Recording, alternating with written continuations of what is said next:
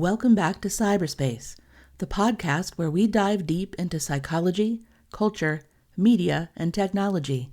I'm your host, Leslie Poston, a research psychologist who explores the complex interplay between human psychology, digital technologies, particularly AI, and cultural expression in online spaces. My research touches on issues of power dynamics, resistance, adaptation, identity, and the evolution of communication in the digital age. On today's episode, we're exploring the complex world of resilience myths, those little lies we often tell ourselves to cope with life's challenges. In this episode, we'll be unpacking a range of topics, covering everything from the false narratives surrounding survival of harassment or abuse to the dangerous allure of questionable therapeutic methods. We'll examine why we cling to these myths, how they impact our lives, and most importantly, how we can move beyond them towards genuine healing and growth. As we navigate through this exploration, we'll be touching on some sensitive topics. Our goal is not to invalidate anyone's experiences or coping mechanisms, but rather to shed light on the psychological processes at play and offer alternative perspectives that might lead to more authentic and healthy forms of resilience. We'll be drawing from a wealth of psychological research, expert opinions, and real-world examples to guide our discussion. Whether you're a mental health professional, someone on a personal journey of healing, or simply curious about the human psyche, this episode promises to offer valuable insights and food for thought. Let's begin unpacking resilience and the lies we tell ourselves to survive. Remember, questioning these myths isn't about diminishing our strength. It's about understanding ourselves better and paving the way for genuine growth and healing. We begin our exploration by digging into the fascinating world of self-deception. Why do we cling to certain myths, such as the notion that enduring hardship or surviving abuse inherently makes us stronger? The answer lies in the complex workings of our minds and the psychological mechanisms we've developed to cope with life's challenges. At the heart of this phenomenon is a concept known as cognitive dissonance. First proposed by psychologist Leon Festinger in 1957, cognitive dissonance theory suggests that we experience mental discomfort when we hold two or more contradictory beliefs, ideas, or values. To alleviate this discomfort, humans tend to adjust our beliefs or behaviors, sometimes in ways that may not be entirely rational or beneficial in the long run. For instance, consider a person who has survived a traumatic experience. They might believe, "What doesn't kill you makes you stronger," even if they're struggling with the aftermath of their trauma. This belief serves to reduce the dissonance between their suffering and their desire to find meaning in their experience. Recent research has shed more light on this process. A study by Sherratt and Garrett found that people are more likely to update their beliefs when presented with information that is better than expected, rather than worse. This bias towards positive information can reinforce our tendency to hold on to comforting myths about resilience and survival. These self-deceptions can serve as powerful coping mechanisms. As noted by Taylor and Brown, certain positive illusions can contribute to mental health, promoting higher motivation, greater persistence, and more effective performance, as well as ultimately greater success. However, while these myths can provide temporary comfort or temporary success, they can also hinder genuine healing and growth. As psychologist Kristen Neff points out in her work on self-compassion, truly facing our vulnerabilities and pain can lead to more authentic forms of resilience. Confronting these deep-seated beliefs can be unsettling, but it's a necessary step towards true healing. By understanding the psychological mechanisms behind our self-deceptions, we can begin to question these myths more effectively and open ourselves up to more authentic and sustainable forms of resilience. In the segments that follow, we'll explore specific resilience myths in various contexts, from health crises to abuse survival, and examine how we can move beyond these self-deceptions. As we navigate through the ongoing global pandemic, we've encountered numerous myths and misconceptions, particularly around the idea of resilience in the face of COVID-19. One dangerous belief that has gained traction is the notion that surviving COVID-19 can somehow boost one's immune system, making them stronger or more resistant to future infections. This misconception is not only scientifically unfounded, but also mirrors broader psychological myths about personal strength and survival. It's a prime example of how health misinformation can intersect with our psychological need for reassurance and control in uncertain times. A comprehensive study by Van Bavel et al. In 2020 highlighted how societal crises, such as the COVID-19 pandemic, can amplify existing psychological biases. These biases can lead to the spread of acceptance of misinformation, including myths about resilience and immunity. The allure of such myths is understandable. In times of crisis, we naturally seek narratives that offer hope and a sense of control. However, as pointed out by epidemiologist Gideon Merowitz-Katz in an article for The Guardian in 2021, the idea that COVID-19 infection strengthens the immune system is not just wrong but dangerous. It can lead and has led to risky behaviors and a false sense of security. This myth also ties into a broader psychological tendency known as the survivorship bias. As explained by Shermer and the Scientific American, we tend to focus on the people or the things that survived a process, while overlooking those that did not, leading to overly optimistic conclusions. In the context of COVID-19, focusing solely on those who recovered and supposedly became, quote, stronger, ignores the vast number of people who suffered severe long COVID consequences, severe short-term consequences, or who lost their lives to the disease.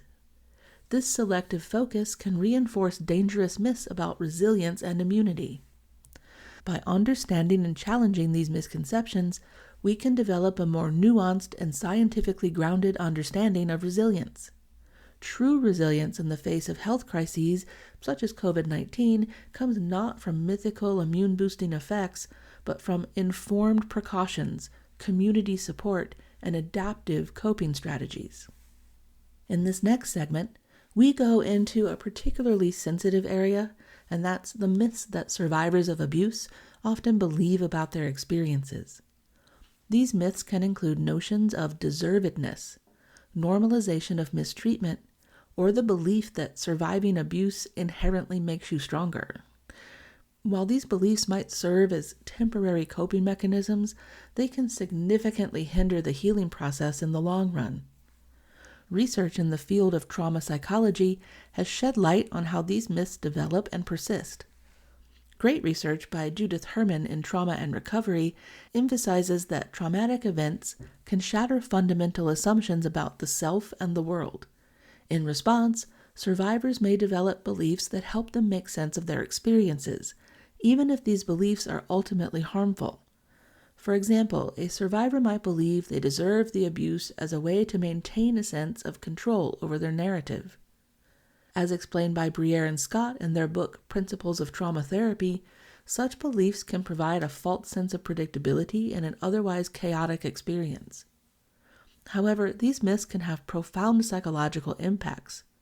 A study by Ullman et al., published in the Journal of Interpersonal Violence, found that negative social reactions and self-blame beliefs were associated with increased PTSD symptoms in sexual assault survivors. This highlights the importance of addressing and dismantling these myths in the healing process.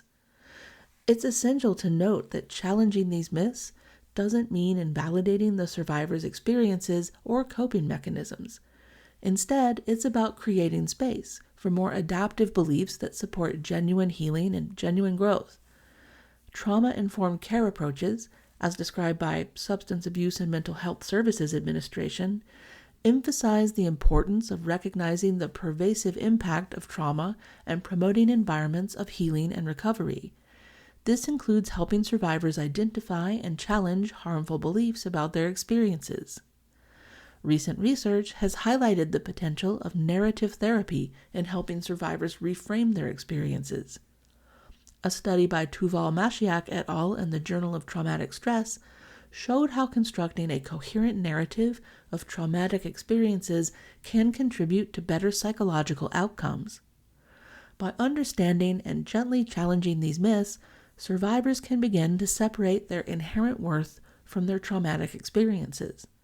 This process of reevaluation is not about erasing the past, but about creating new narratives that allow for healing, growth, and the development of genuine resilience. As we continue our exploration of resilience myths, it's crucial to consider how societal narratives support and perpetuate certain beliefs about strength and survival. These broader cultural stories often influence our personal beliefs and coping mechanisms, sometimes in ways we might not even realize. Media plays a significant role in shaping these narratives. As noted by media theorist Dennis McQuail in his book McQuail's Mass Communication Theory, media doesn't just reflect society, it actively shapes our perceptions and our beliefs. This includes our ideas about resilience and what it means to be strong in the face of adversity. For instance, popular culture often glorifies the idea of the tough survivor who emerges stronger from traumatic experiences. While these narratives can be inspiring, they can also set unrealistic expectations and invalidate the complex, often messy reality of healing from trauma. A study by Siri et al., published in the Journal of Personality and Social Psychology, challenges the common assumption that experiencing adverse events inherently leads to distress or dysfunction. Their research suggests a U-shaped relationship between lifetime adversity and mental health outcomes, indicating that both too little and too much adversity can be problematic. This nuanced understanding is often lost in societal narratives that tend to oversimplify the relationship between adversity and resilience. As a result, individuals may internalize these simplified narratives, leading to personal coping mechanisms that might not serve them well in the long run. For instance, someone might push themselves to get over a traumatic experience quickly because they believe that that's what a resilient person should do. This belief, reinforced by societal expectations, could prevent them from seeking necessary support or allowing themselves the time and the space needed for real healing. Understanding the interplay between societal narratives and individual coping mechanisms is essential for developing more adaptive approaches to resilience. By critically examining the stories we tell ourselves as a society about strength and survival, we can create space for more nuanced, compassionate, and ultimately more helpful narratives about resilience. This awareness allows us to develop coping mechanisms that are truly in service of our well-being, rather than merely conforming to societal expectations of what it means to be strong or resilient. In our quest for healing and resilience, it's important to be aware of potentially harmful therapeutic practices that may promise quick fixes or miracle cures. Two particularly controversial methods we need to discuss are conversion therapy and applied behavior analysis, or ABA. Conversion therapy, a practice aimed at changing an individual's sexual orientation or gender identity, has been widely discredited by the mental health profession. The American Psychological Association stated in 2009 that such practices can lead to depression, anxiety, and self-destructive behavior. Despite this, some individuals still seek out these treatments, often driven by societal or internalized stigma, or worse, they force these treatments on their children. Similarly, applied behavior analysis, or ABA, a technique often used with autistic individuals, has faced valid criticism for being traumatic. As highlighted by Sandoval Norton and Schgetty in the Journal of Cogent Psychology, ABA practices can lead to increased anxiety, depression, and post-traumatic stress syndrome in autistic individuals. Additionally, ABA trains autistic children to ignore their body's health cues and needs and not to set personal boundaries, leaving them vulnerable to both predatory behavior and health crises in the future. These methods stand in stark contrast to more compassionate, evidence-based approaches like trauma-informed care. As described by Lanius et al. In their book, The Impact of Early Life Trauma on Health and Disease, trauma-informed care recognizes the widespread impact of trauma and integrates this knowledge into all aspects of treatment. Other beneficial approaches for trauma survivors and neurodivergent individuals include eye movement desensitization and reprocessing, or EMDR, which is a psychotherapy treatment designed to alleviate the distress associated with traumatic memories; somatic experiencing, which is a body-oriented approach to healing trauma and other stress disorders developed by Peter Levine; and acceptance and commitment therapy, or ACT, which is a form of psychotherapy that uses acceptance and mindfulness strategies along with commitment and behavior change strategies to increase psychological flexibility. These methods focus on creating a safe, supportive environment for healing, respecting the individual's autonomy and lived experiences. They aim to build genuine resilience by helping individuals process their experiences and develop adaptive coping strategies rather than trying to force change or conformity. By being aware of these distinctions, we can make more informed choices about therapeutic approaches, seeking out methods that truly support our healing and growth rather than potentially causing further harm. As we continue to explore paths to genuine resilience and healing, it's important to discuss some of the emerging therapies that are showing promise in treating various psychological conditions, particularly those related to trauma and stress disorders. One area that has garnered significant attention in recent years is the potential use of psychedelic-assisted therapies. For example, MDMA-assisted psychotherapy, which has shown remarkable results in the treatment of post-traumatic stress disorder, or PTSD. A groundbreaking study by Mithofer et al., published in the Journal of Psychopharmacology, found that 83% of participants no longer met the criteria for PTSD after just 2 sessions of an MDMA-assisted psychotherapy, compared to 25% in the placebo group. Similarly, research into psilocybin, the active compound in magic mushrooms, has shown potential in treating depression and anxiety. A study by Griffiths et al. In the Journal of Psychopharmacology found that a single dose of psilocybin produced substantial and sustained decreases in depression and anxiety in patients with life-threatening cancer. These alternative approaches are not without controversy, and it's vital to note that they are still in the research phase and should only be administered in controlled therapeutic settings. However, they represent a shift in how we approach mental health treatment, potentially offering new avenues for those who haven't found relief through traditional methods. In addition to psychedelic therapies, other modern approaches are gaining traction. Neurofeedback, for example, a type of biofeedback that uses real-time displays of brain activity to teach self-regulation for brain function. Virtual reality exposure therapy, which is an immersive form of exposure therapy that has shown promise in treating anxiety disorders and PTSD. Or mindfulness-based stress reduction, MBSR, a program that uses mindfulness meditation to alleviate suffering associated with physical, psychosomatic, and psychiatric disorders. While these therapies offer exciting possibilities, it's important to approach them with both optimism and caution. As with any treatment, individual response can vary, and what works for one person may not work for another. These therapies often work best when integrated into a comprehensive treatment plan that addresses all aspects of an individual's well-being. By staying informed about these emerging therapies, we can expand our understanding of mental health treatment and potentially find new paths to resistance and healing. In our final segment, we turn our attention to the process of rehumanizing ourselves by confronting and unpacking the resilience myths we've discussed throughout this episode. This process is not just about discarding false beliefs. It's about reclaiming our authentic selves and fostering genuine resilience. The journey of unpacking these myths can be challenging.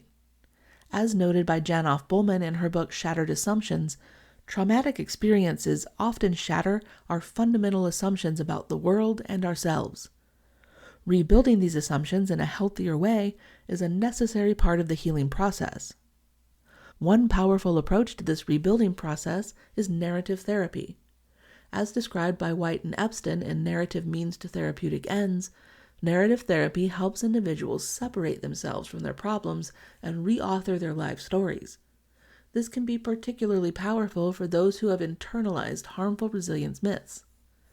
For therapists and mental health professionals, challenging these entrenched beliefs requires a delicate balance.